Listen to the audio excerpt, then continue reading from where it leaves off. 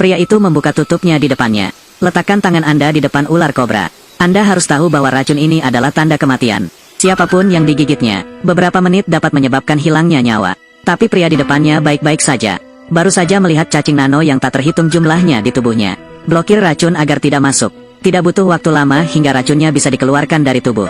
Dan inilah mahakarya Dr. Mas. Dia memilih 20 pembunuh yang pandai bertarung.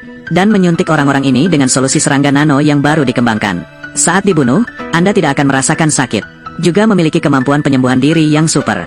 Penemuan ini membuat bos Tangkon sangat puas. Kemudian mereka memanfaatkannya selagi masih panas. Membawa nanoteknologi ke bidang senjata. Peluru hijau ini membawa jutaan nanoworm. Meski tidak menimbulkan bahaya kebakaran, tapi cacing nano bisa memakan apa saja. Bahkan tangki padat pun lenyap. Hancur secara langsung. Tapi ini belum berakhir. Nanoworms akan terus menyebar ke segala arah. Hanya ada saklar stop kontrol manual. Baru dapat menghindari kerusakan yang tidak perlu. Penemuan yang sangat buruk, segera memenangkan hati perusahaan militer. Mereka mengeluarkan 14 miliar euro. Tapi hanya 4 nanoworm yang bisa diproduksi. Untuk berhasil menyelesaikan pengiriman, tentara mengirimkan pasukan khusus sebagai pengawal. Mengemudi kendaraan bersenjata di jalan. Dan juga 2 Boeing A-46 lagi yang mengudara untuk pengintaian. Tidak peduli seberapa berhati-hatinya mereka. Namun orang-orang masih menonton dengan tenang. Kegelapan adalah saat yang tepat untuk melakukan serangan diam-diam. Pesawat musuh menyerang lebih dulu. Hancurkan pesawat secara langsung. Nomor 1 telah ditembak. Rekan satu tim menyusul dan dengan cepat mengunci pesawat musuh. Hal ini diikuti oleh 2 ledakan. Namun pesawat musuh berhasil mencegatnya. Ia kemudian mengaktifkan kembali senjata pulsa canggih. Belum sempat bereaksi, Boeing lainnya dengan cepat dihancurkan. Untuk menghindari ditangkap oleh pesawat musuh, kendaraan lapis baja berserakan di jalan. Mereka menurunkan misil ke udara. Pesawat musuh adalah mesin yang memulai dan mengebom. Sangat cepat diblokir. Jika Anda tidak dapat melarikan diri, maka bertarunglah sampai mati. Kapten Tiesoai meminta semua orang menembak pesawat musuh. Siapa sangka kemampuan pertahanan pesawat musuh ternyata sangat kuat. Lalu, dia dipukuli lagi. Mobil yang ditumpangi Tiesoai pun langsung terbalik. Saat ini, pesawat musuh berhenti menggunakan senjata pulsa yang kuat, karena takut merusak bakteri nano pada mobil. Setelah itu, hanya beberapa tentara yang mengenakan baju besi keluar dari kabin. Tiesoai mengumpulkan anggota tim, berpencar dan serang musuh dengan panik. Tapi prajurit lapis baja tidak takut diserang. Lalu keluarkan senjata pulsa di tanganmu, seperti serangan balik yang kuat. Tiesoai membawa hak tua yang terluka itu ke samping. Namun nanotub di dalam mobil diambil oleh seorang wanita berpakaian hitam. Tiesoai mengatur agar Tuan Hak mengejarnya.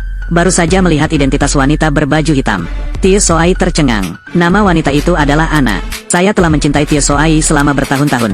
Dia memiliki adik laki-laki yang satu unit dengan Tiesoai. Itu hanya sebuah misi yang membunuh kakaknya.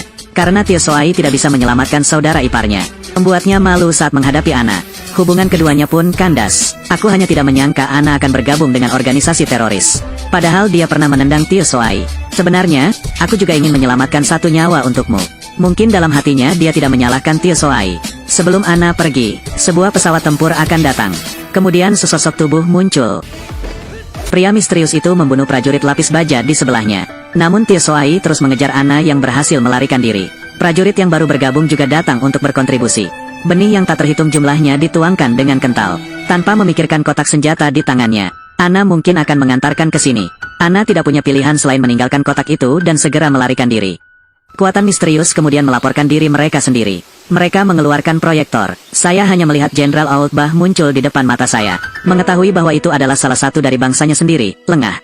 Kemudian naik pesawat tempur ke markas tempat Bah berada. Tanpa diduga, pangkalannya terletak jauh di dalam gurun. Ini disponsori bersama dan dibangun oleh banyak negara. Hanya untuk membangun pasukan yang kuat. Hanya saja kotak tersebut sudah lama tidak terkirim ke pangkalan. Angkun menggunakan proyeksi holografik untuk komunikasi. Untuk memeriksa apakah lead masih utuh. Jadi ucapkan kata sandi untuk membuka koper. Melihat nanotub, tidak ada yang aneh. Pada titik ini, saya menghela nafas lega. Segera setelah eksisi proyeksi, Ana muncul di depan Tangkun. Di luar dugaan, Tangkon baru saja mengeluarkan referensi. Baru saja mengirim seseorang untuk mencegat secara diam-diam. Namun hanya memanfaatkan kesempatan itu untuk membuka kotak senjata. Sebenarnya untuk mengaktifkan sistem navigasi di dalam koper. Sekarang kami memiliki lokasi pasti dari koper tersebut. Tangkun sekali lagi mengatur orang kepercayaan yang mampu untuk bertarung. Perubahan mendadak di kedalaman gurun. Hal ini membuat takut pria yang memimpin unta itu. Lalu tiba-tiba menghilang. Kemudian muncul di dasar yang dalam. Ternyata Ana mengendarai bor darat ke pangkalan. Temukan letak koper melalui alat yang ada di tangan. Kalian memulai misi perampokan rahasia. Ketika Jenderal Bah menandatangani dokumen tersebut, sebuah belati menusuk tubuh asisten itu. Old Bah dengan cepat mengambil senjatanya. Bahkan sebelum dia sempat menembak, dia ditebas oleh pria berbaju putih. Mereka menggunakan retina Tuan Bah untuk membuka brankas. Ambil koper senjata dan mulailah mengungsi. Old Bah terluka parah dan kemudian mengaktifkan alarm. Para prajurit yang bertugas segera memasuki mode tempur. 3 orang besar itu menemukan kendaraan pengeboran darat musuh. Gunakan 2 granat untuk menjatuhkan kendaraan di tempat. Hanya saja senjata denyut nadi Ana sangat ampuh. Hampir tidak ada yang bisa menghalangi jalannya. Mereka dengan cepat mengambil alih ruang kendali dan membuka pintu ke dunia luar. Pria berbaju putih menemukan pesawat. Bawa Ana dan cepat evakuasi ke sini. Kon yang berdiri di belakang tahu bahwa Ana telah berhasil. Jadi rencana baru diusulkan. Dia meminta anteknya, Setan, untuk mereformasi dirinya. Hanya temui Dr. Mas untuk mengoperasikan mesin. Jarum-jarum kecil ditusukkan ke wajah Setan. Tidak butuh waktu lama hingga mata Setan berubah warna. Lalu, wajahnya bergerak-gerak. Ini mengubah struktur wajah Setan. Setelah konversi berhasil, dia bisa berpura-pura menjadi siapa saja. Tangkon kemudian mengirim Ana ke Paris, Perancis. Ini untuk menggunakan senjata pilot untuk menguji kekuatannya.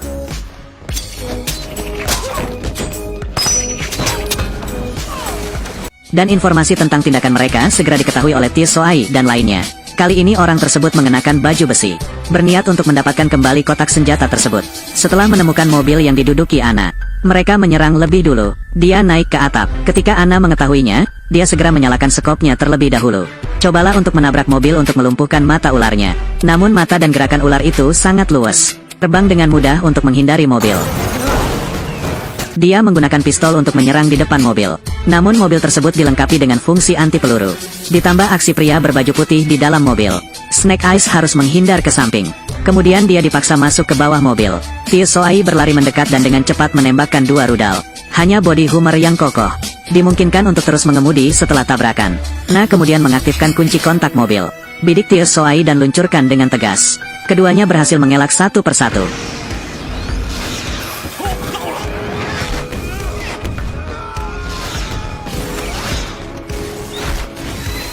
Lihat betapa beraninya mereka. Ana tidak punya pilihan selain mengaktifkan senjata pembunuh besar-besaran. Pamerkan senjatamu. Keduanya segera disingkirkan. Namun, mata ular di bagian bawah mobil belum sempat beraksi. Tepat di tempat yang tepat. Dia secara proaktif meninggalkan pertempuran itu lagi. Dia menyerah. Dia tidak pernah menyerah.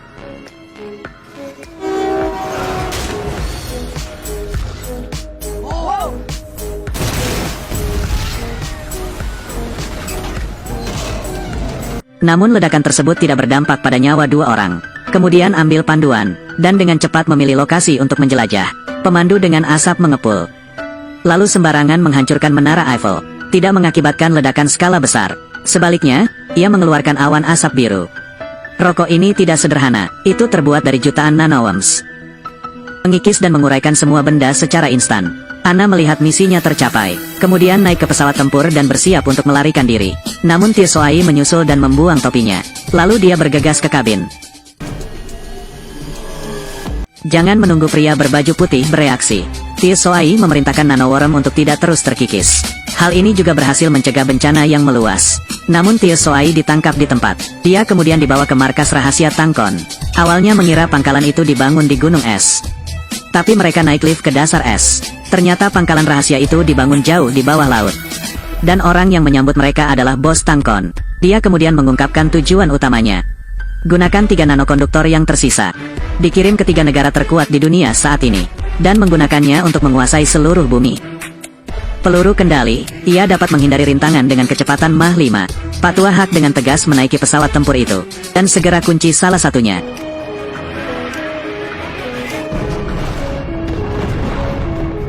Hanya saja 2 orang lainnya terlambat menghentikannya.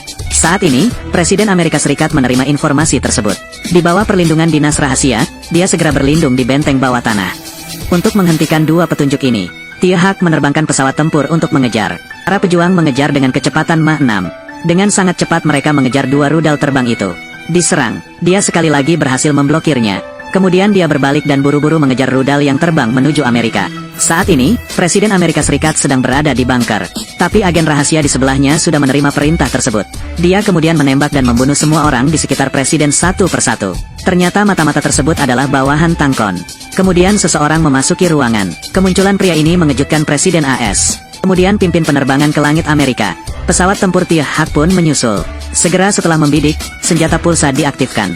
Benar saja, itu sukses. Menyaksikan pesawat tempur dihancurkan secara bertahap. Untuk menghindari bencana, Tiahak hanya bisa mencoba yang terbaik untuk membawanya ke tempat yang tinggi. Menyaksikan pesawat tempur dihancurkan secara bertahap, Tiahak hanya bisa mencoba yang terbaik untuk membawanya ke tempat yang tinggi. Kemudian gunakan peluncur untuk terjun payung. Pastikan bahayanya telah teratasi. Aultbah memerintahkan serangan umum. Serangkaian kapal selam melancarkan serangan api ke pangkalan tersebut. Tapi Tio Soai terikat erat saat ini. Tang Kun ingin menggunakan serangga nano untuk mengendalikannya. Hanya agar Tio Soai menemukan rahasia besar. Kakak ipar saya mengira dia sudah mati. Sebenarnya Dr. Mas yang telah cacat. Dia kemudian mengakui masa lalunya.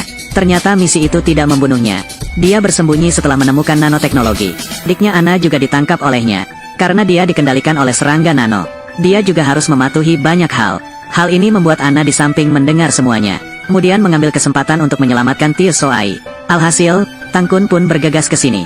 Dia mengambil penyembur api di sebelahnya. Namun Tio Soai langsung menembak. Akibatnya, Chong Tang terlempar ke samping. Kemudian tarik saklar kontrol nano di dalam Ana. Ini adalah satu-satunya cara untuk menyelamatkan kekasihmu. Tang Kun kemudian dikalahkan. Hatinya perlahan mulai hancur. Pria kuat berbaju putih juga dibunuh oleh mata ular. Tang Kun harus melarikan diri dengan kapal selam. Hanya saja Dr. Mas tidak mau terus menerima perintah kerja. Dia menyuntikkan larutan nanoinsek ke tubuh Tang Kun yang terluka. Buat Tang Kun berbeda. Saya pikir saya masih bisa melarikan diri. Tapi kapal selam yang tak terhitung jumlahnya mengelilinginya. Kemudian dua orang berikutnya dipenjarakan di kandang kecil satu demi satu. Hanya saja mereka masih memiliki jenderal berbakat yang mempersiapkan peluang tersebut. Melihat Presiden Amerika Serikat berperilaku tidak biasa, mungkin ada hubungannya dengan berpura-pura menjadi setan besar. Hal istimewa apa yang terjadi selanjutnya? Sukai dan ikuti saya untuk melihat video bagus.